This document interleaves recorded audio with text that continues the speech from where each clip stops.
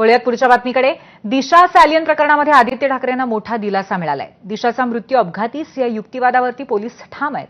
कोणताही घातपात किंवा हत्येचा प्रयत्न दिसत नाही असं पोलिसांचं म्हणणं आहे. मालवणी पोलीस ठाण्यातील वरिष्ठ पोलीस निरीक्षक शैलेंद्र नगरकरांनी प्रतिज्ञापत्र दाखल केलंय. दिशाच्या वडिलांच्या याचिकेवरती 2 आठवड्यात उत्तर देण्याचे निर्देश देण्यात आले. आदित्य ठाकरेंची हस्तक्षेप याचिका फेटाळण्याची सतीश सॅलियन यांची मागणी होती.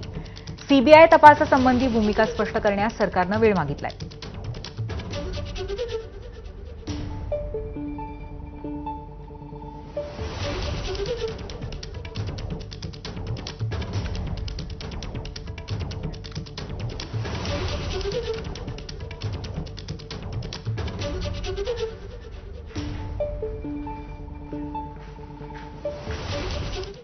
आणि याच मुद्द्यावरनं सत्ताधारी आणि विरोधी पक्षाच्या नेत्यांनी काय काय प्रतिक्रिया दिल्यात आपण पाहूयात.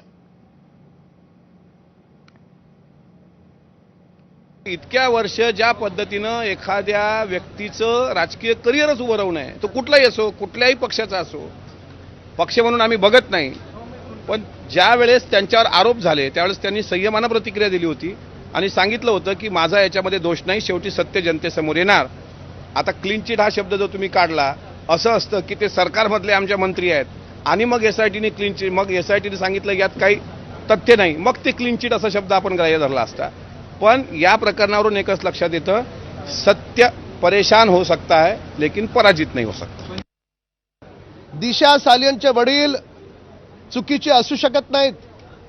त्यांनी त्यांच्या पोटच्या मुलीला गमावलंय, पण न्यायपालिकेत जाताना पुरावे लागतात आणि दुर्दैवानं ते सगळे पुरावे नष्ट करण्याचं दुर्दैवी काम हे उद्धव ठाकरे सरकारच्या कालखंडात झालं. म्हणून सुशांत सिंग राजपूत असेल, आमचे पालघरचे साधू जे हत्याकांड झालं ते प्रकरण असेल, या सर्व प्रकरणामध्ये पुरावे नष्ट करण्याचं काम हे उद्धव ठाकरे सरकारच्या कालखंडात झालं. ओशिवरा पोलीस ठाण्याच्या पोलिसांनी आपलं म्हणणं जे होतं, ते जे प्रतिज्ञापत्र होतं ते सादर केलं. खरं तर हेच प्रतिज्ञापत्र काही वर्षापूर्वी दिशा सालियनचे केस बंद करत असताना ओशिवरा पोलीस स्टेशनच्या अधिकाऱ्यांनी सादर केलं होतं. तेच जो त्यांचं प्रतिज्ञापत्र आहे ते त्यांनी काल सादर केलेलं आहे. दिशा सालियनच्या वडिलांची आणि त्या वकिलांची हीच मागणी आहे की ती प्रतिज्ञापत्र मुळात खोटं आहे आणि अशा पद्धतीनं जे चुकीच्या पद्धतीनं ती चौकशी झालेली आहे ती रद्द करून नवीन चौकशी करावी, जेणेकरून सत्य उजेडात येईल. त्यामुळे ह्या प्रकरणामध्ये माननीय न्यायालय काय निर्णय देतं त्यावर सर्व काही अवलंबून आहे. सगळ्यात आधी देवेंद्र फडणवीस यांनी माफी मागायला पाहिजे. त्यानंतर तो कोणते नारायण राणेंचा एक मुलगा आहे बघा, मंत्री एवढा आहे बघा,